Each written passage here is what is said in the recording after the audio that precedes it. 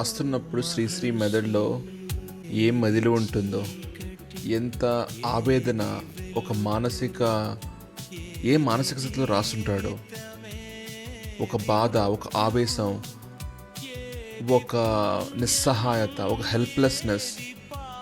ఈ జనానికి ఎందుకు అర్థం కాదు నేను చెప్పేది, లేకపోతే ఈ జనం ఇంత మూర్ఖంగా ఎందుకుంటారు? Maybe he's ahead of his time. ఆ బాధలో, ఒక నిస్సహాయతలో, ఒక కోపంలో, ఒక శోకంలో, ఒక ఉన్మత్త స్థితిలో రాస్తుంటాడేమో. నాకు తెలియదు ఆయన ఎలా రాశారో, కానీ అలా రాస్తుంటారేమో అని అనిపిస్తూ ఉంటుంది. ఈయనకే కాదు, మేధావులు, కొంచెం తీవ్రంగా ఆలోచించేవాళ్ళు ఆ ఆలోచన జడిలో, ఆ తీవ్రమైన రగిలిపోయే జ్వాలలాగా వాళ్ళే ఆత్మాహుతి చేసుకుంటారేమో తెలియకుండా. అంటే in terms of health, in terms of their thoughts, their mental stress, వీటి వల్ల తెలియకుండా వాళ్ళు అబ్జార్బ్ చేసుకుంటారు అండ్ ఆత్మాహుతి చేసుకుంటారు అనిపిస్తుంది. ఒక సిరివెన్నెల కానీ, ఒక సోక్రటిస్ కానీ, ఒక నీట్షే కానీ.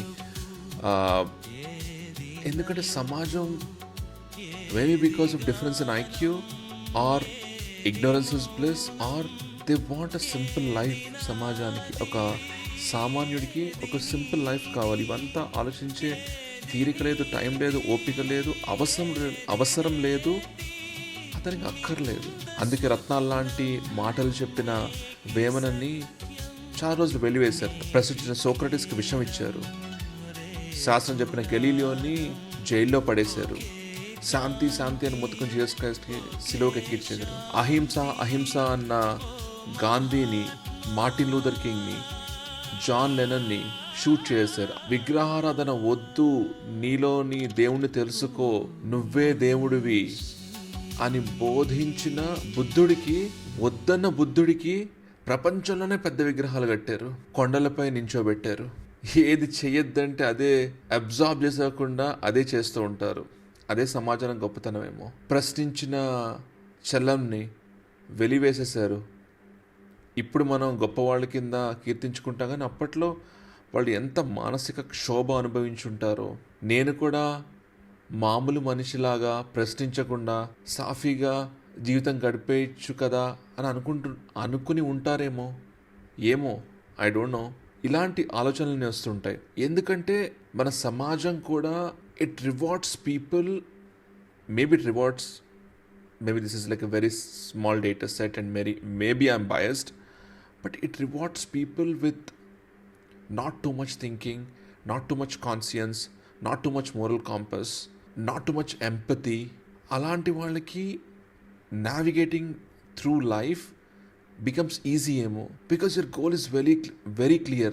At any cost I want the best for myself.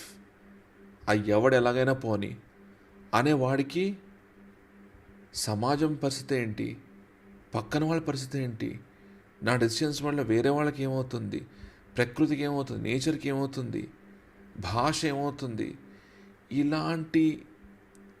ఇవన్నీ పట్టుకున్న వాళ్ళకి ఒక క్షోభ, ఒక వేదన, ఒక అంతర్మదనం తప్పదేమో. అందుకే ఒకడు చెప్పేది జనానికి అర్థం కావట్లేదంటే, జనం in the sense aam aadmi, janata, normal society with average IQ or they don't care much about, అలాంటి వాళ్ళని జనం అనుకుందాం.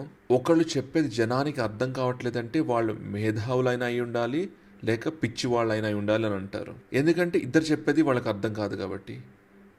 కాకపోతే the more and more I read about this thinkers and people are ahead of their time.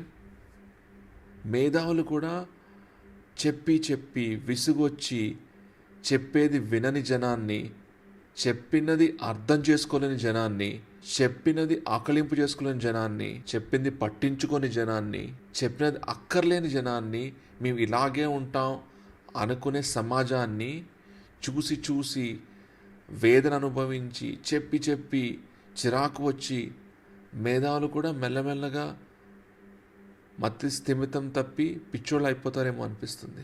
అందుకే all the thinkers maybe have like a very very painful life because they can't accept what's happening in society, but the society doesn't listen or accept what they're saying.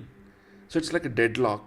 అందుకే నాకు ఏ గోళ లేకుండా, సాఫీగా ఆలోచించకుండా, ఏ బాదర్బందీ లేకుండా, వాడి పని వాడు చేసుకుంటూ, ఎవరి గురించి ఆలోచించకుండా, దేని గురించి ఆలోచించకుండా చేసుకున్న వాళ్ళు చూస్తే అసూయ, ఒక్కోసారి జాలి, ఒక్కోసారి అసూయ, ఒక్కోసారి ఆనందం వేస్తుంది. ఇక్కడ నేను నువ్వు అంటే నేను కూడా ఇంకొక కాంట్రడిక్షన్ నాకు అర్థం కానిది ఏంటంటే, society rewarding people who don't have this. IQ లేని వాళ్ళని, ఆలోచన లేని వాళ్ళని, మనస్సాక్షి లేని వాళ్ళని, జాలి, కరుణ, మానవత్వం ఇవేవి లేకపోయినా డబ్బు ఎలా సంపాదించాలో వితౌట్ ఎనీ కాన్సియన్స్ రాతి గుండెలతో ఎంపైర్లను కట్టి బిలియనీర్లను చేస్తుంది. ఈ సమాజం నెత్తిన పెట్టుకుంటుంది. నీతి లేని వాడికి నిధులు, తెలివి లేని వాడికి పదవులు. ఇవన్నీ చూస్తుంటే నీ పరిస్థితి ఏంటి? ఇక్కడ నీ అంటే నేను కూడా, నేనంటే నువ్వు, నువ్వంటే నేను. నీ పరిస్థితి ఏంటి? నువ్వు కూడా వాళ్ళ దారిలోనే ఉన్నావు. ఒక హ్యాపీ మెషిన్వి. ఉదయం 9కి లాగిన్, సాయంత్రం 5కి లాగౌట్. మధ్యలో లోకం ఏమైపోయినా నీకు అనవసరం. నీ ఆఫీస్ టార్గెట్లు పూర్తయితే చాలు, నీ అకౌంట్లో శాలరీ పడితే చాలు. సాయంత్రం ఇంటికి రాగానే పెళ్ళాం పిల్లలతో కాలక్షేపం, వీకెండ్ ఒక సినిమా, ఒక బిర్యానీ, అంతే. నీ ప్రపంచం అక్కడితో ముగిసిపోతుంది. నువ్వు నిజంగా ధన్యుడివి. నీకు ఆ మేధావుల బాధలు వద్దు. నీ ఏసీ గదిలో నువ్వు సేఫ్. ఆలోచించేవాడు నిద్రపోలేడు, ప్రశ్నించేవాడు బతకలేడు. నువ్వు హాయిగా నిద్రపోవచ్చు, ఎందుకంటే నీకు ఆలోచన లేదు. అండ్ ఒక విధంగా అది మంచిది. అస్సలు ఆలోచించకు. లోకం తగలబడుతున్నా, సమాజం మునిగిపోతున్నా, ప్రపంచం అంతమైపోతున్నా, మొద్దు నిద్రే స్వర్గం, అజ్ఞానమే అమృతం, ignorance is bliss. Stop thinking and start living, because there's enough evidence that people are thinking don't have a peaceful life. It's a painful journey. Don't sign up for it. Again, ignorance is bliss. Stop thinking, start living. Oh happy machine, Niku Lal Salam. Swasti.